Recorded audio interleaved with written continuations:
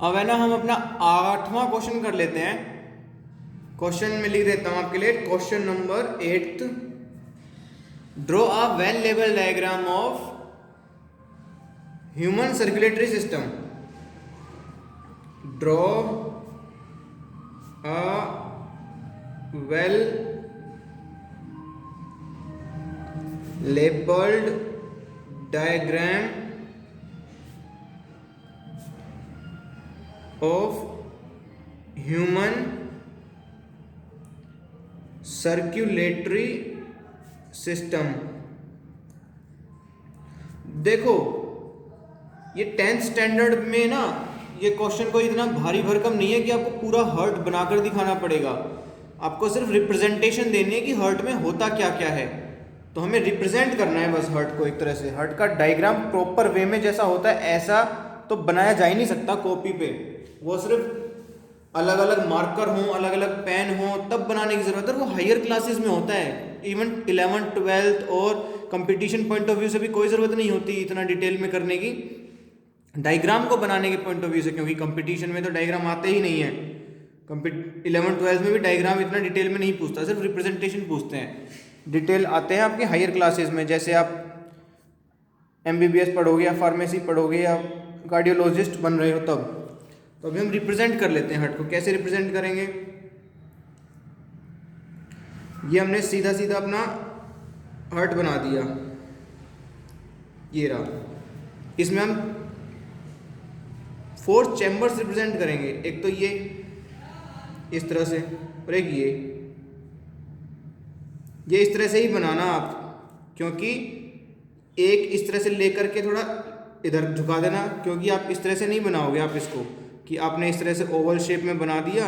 Oval shape में बनाने के बाद एक ऐसे दिखा दिया और एक ऐसे दिखा दिया, इसमें और इसमें बहुत फ़र्क है। ये नियरली क्लोज टू हर्ट की शेप जैसे होती है वैसे है, क्योंकि इसमें हमारा ये चैम्बर छोटा आएगा, हमने इसमें थिकनेस दिखाएंगे, बट हम ज़्यादा भी नहीं करते, हम रिप्रेजेंट कर देते हैं इसको 10th स्टैंडर्ड के अकॉर्डिंग। ये क्या है हमारा लेफ्ट एट्रियम, क्योंकि ये हर्ट ऐसे है जैसे कोई पर्सन आपको देख रहा हो और उस पर्सन का हर्ट जो होगा सेम उस तरह से है ये, तो उसका लेफ्ट एक्चुअल में आपका राइट है और उसका राइट यानी कि इस तरफ मेरे थंब की तरफ उसका राइट एक्चुअल में आपका लेफ्ट है, तो हमें उसके अकॉर्डिंग चलना है। तो उसके अकॉर्डिंग तो उसके हर्ट का ये लेफ्ट चैम्बर है। हर्ट में टोटल 4 चैम्बर्स होते हैं ह्यूमन हर्ट में, 2 एट्रियम और 2 वेंट्रिकल।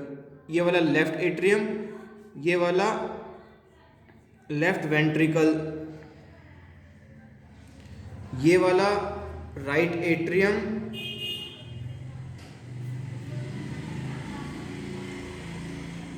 और ये वाला राइट वेंट्रिकल।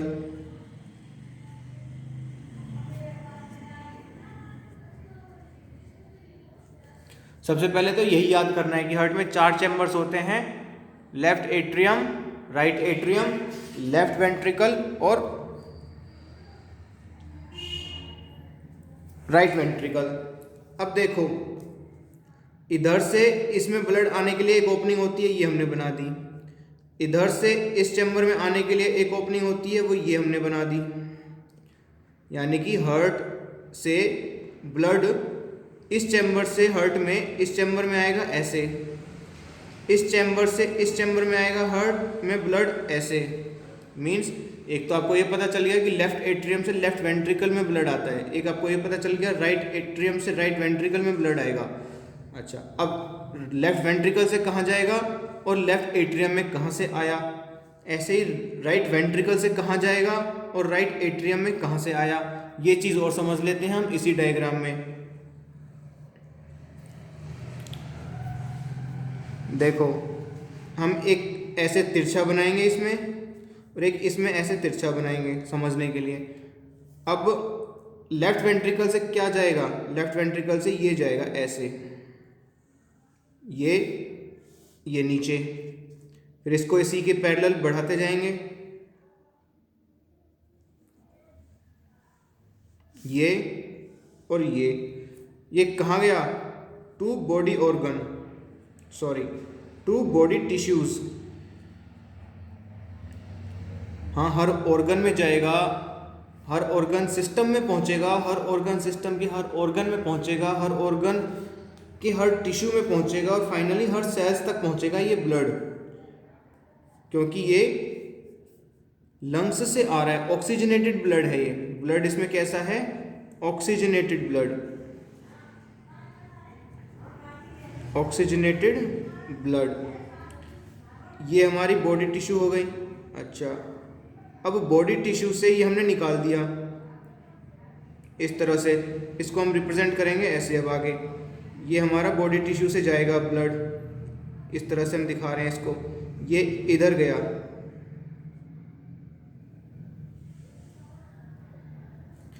ये ओपनिंग आई इधर, ये राइट वेंट्रिकल अलग चीज़ है, और ये जो हमारा बॉडी टिश्यू से हार्ट ब्लड अब वापस जा रहा है, ये ब्लड कैसा है? अब डीऑक्सीजनेटेड, डीऑक्सीजनेटेड ब्लड।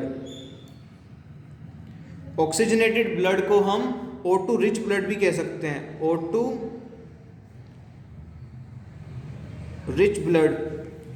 और सिमिलरली डीऑक्सीजनेटेड ब्लड को हम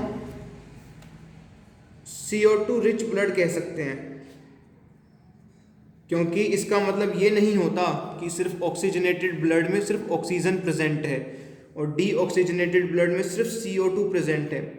ऑक्सीजन और कार्बन डाइऑक्साइड दोनों प्रेजेंट होती हैं ऑक्सीजनेटेड ब्लड में, बट O2 ज़्यादा होती है।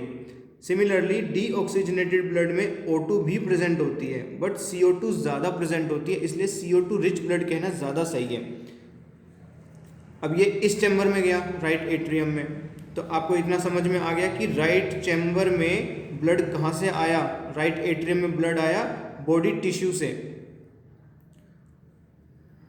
तो लेफ्ट एट्रियम में कहाँ से आया और राइट वेंट्रिकल का कहाँ गया ब्लड? अब देख लेते हैं। इस चीज़ को मैं और समझा देता हूँ आपको। देखो यहाँ पे ये क्या है हमारा, ये जो आर्क बनी इसको बोलते हैं आर्टा, AORTA आर्टा। और ये जो आ रही है दिस इज वीना केवा, लार्जेस्ट वीन बोलते हैं इसको, vena cava. This is largest vein and this is largest artery, largest artery and this is largest vein, vein बोलेंगे मोर प्रॉपरली, लार्जेस्ट वेन।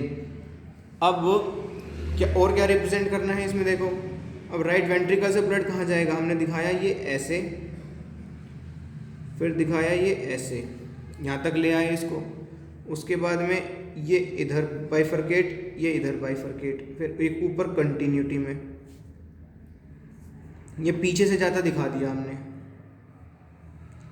ये कहाँ जा रहा है? टू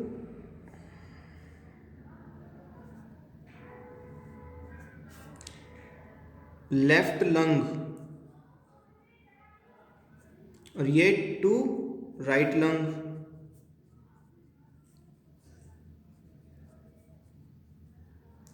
लेफ्ट और राइट लंग में राइट वेंट्रिकल से ब्लड जाएगा और डीऑक्सीजनेटेड ब्लड जाएगा, क्योंकि बॉडी टिश्यू से राइट एट्रियम में ब्लड आया और राइट एट्रियम से इस ओपनिंग के थ्रू राइट वेंट्रिकल में ब्लड आया। फिर यहाँ से जब हार्ट कॉन्ट्रैक्ट करता है ना, तो इसमें कॉन्ट्रैक्शन के बाद में ब्लड कहाँ गया?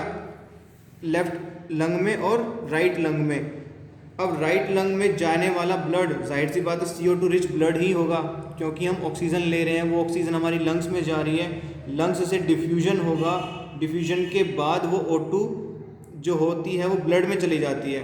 तो इसका मतलब ऐसे ही जब बॉडी टिश्यू में जाती है, बॉडी टिश्यू में जाता है ब्लड, तो वो CO2 रिच बन करके आता है, क्योंकि डिफ्यूजन जो दो जगह पे होती है, एक एल्वियोलाई लेवल पर और एक टिश्यू लेवल पर। एल्वियोलाई लेवल पर ब्लड में ऑक्सीजन पहुंचती है और ब्लड की CO2 लंग्स में चली जाती है, लेकिन टिश्यू लेवल पर ब्लड में CO2 मिलती है टिश्यू से और O2 टिश्यूज़ में चली जाती है। तो ये CO2 लेकर के आ गया, ये CO2 राइट एट्रियम में गई, ये CO2 फिर राइट वेंट्रिकल में गई। राइट वेंट्रिकल पंप होता है जब, तो ये लंग्स में पहुंचा देता है। अब लंग्स में CO2 रिच ब्लड गया, मीन्स डीऑक्सीजनेटेड, हमने सांस ली, ऑक्सीजन डिफ्यूज कर गई एल्वेलाई में, लंग्स के एल्वेलाई में, और वो ऑक्सीजन CO2 लंग्स में चली गई और हमने बाहर छोड़ दी। ऐसे ही ऑक्सीजन जो लंग्स में थी वो ब्लड में चली गई। अब ब्लड की ऑक्सीजन, ये देखो, ये अब लंग हमारा ऑक्सीजन लेकर के आ गया, ये ऑक्सीजन लेके आ गया, ये ऑक्सीजन लेके आया और इसने ऑक्सीजन यहाँ पर इस ओपनिंग के थ्रू एंटर करा दी। मीन्स अब ये ब्लड आ गया यहाँ पर, ये सारा ब्लड आ गया। एक लेफ्ट लंग से आएगी ओपनिंग और एक ऐसी राइट लंग होगा, राइट लंग की भी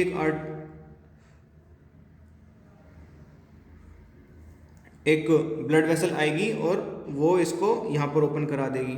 तो अब हमारे पास एक चीज़ और करनी है, जैसे हमने आर्ट और वेन्स पढ़ लिया, ये क्या है हमारा opening of vena cava, opening of vena cava, ये क्या है हमारी और ये क्या है हमारी, क्योंकि लेफ्ट वेंट्रिकल से लंग ब्लड जाएगा आर्टा से होकर के बॉडी टिश्यू में, बॉडी टिश्यू से वेना केवा से होकर के ब्लड आएगा राइट एट्रियम में, फिर यहाँ से ये किसके थ्रू जा रहा है और ये किसके थ्रू आ रहा है, लंग्स से ब्लड, ये देखना है। ये आते हैं pulmonary veins.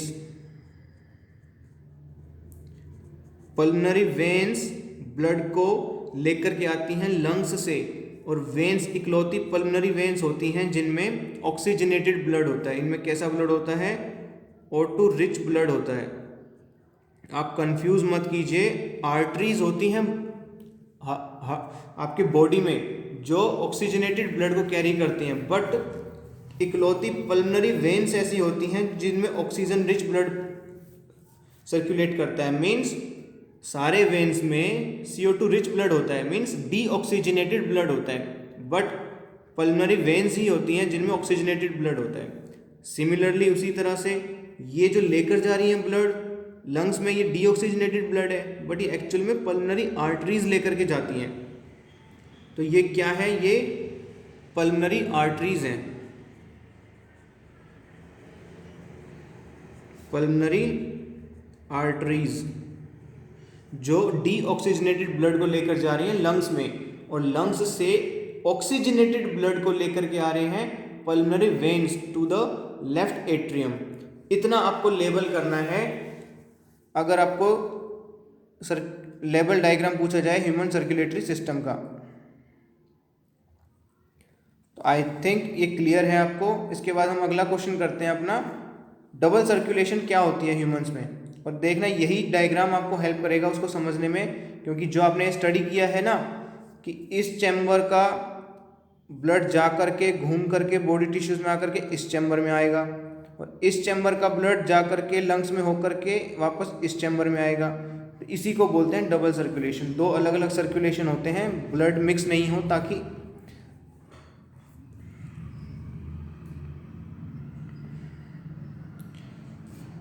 I hope it is clear for you now.